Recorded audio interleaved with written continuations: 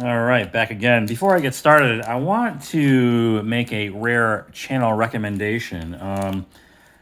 So this popped up in my, I guess, recommended feed recently. But ex-major leaguer Sean Casey has a YouTube channel, and it's really good content. He's brought on a bunch of ex-major leaguers, basically just talking shop. And I find it pretty interesting. He had Eric Davis on recently. Pedroia's been on there.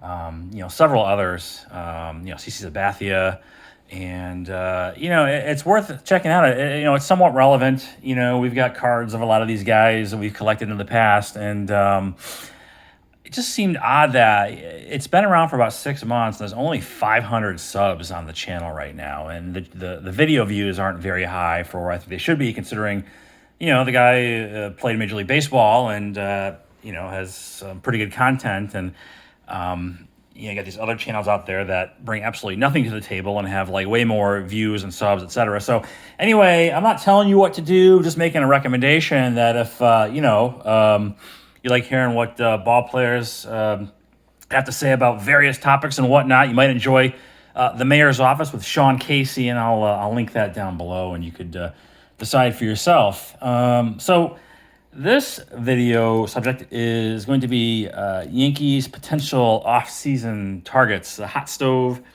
is, it's getting warmed up pretty quickly here, and I've got a few I'm going to showcase of guys that might be wearing pinstripes next year. One that I hope isn't, and I'll get into that in a bit. But first up is probably the best player you've never heard of, buried in that Pirates organization. I don't know if buried is the right word, but had a great season last year. He came out of the gates good, then had a down year last year. Brian Reynolds is a real good ball player. And, the Yankees need a center fielder. Really, the main options are Starling Marte via free agency or this guy via trade. And the ask is pretty high, and rightfully so. So, we'll see what happens there. It's one of the needs the Yankees need to address. Center field, they can't have Judge playing out there for 140 plus games. And this is the blue refractor, first Bowman from 2016 Bowman draft, and here he's pitcher with the Giants, who ultimately shipped him off to Pittsburgh, and he's there today. So Brian Reynolds.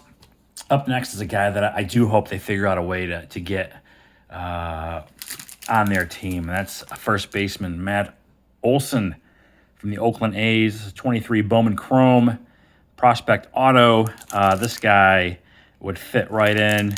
Lefty bat, great defense, hits for a lot of power, and that's what the Yankees need to balance that lineup out now. But the cost would be high to acquire this guy in a trade.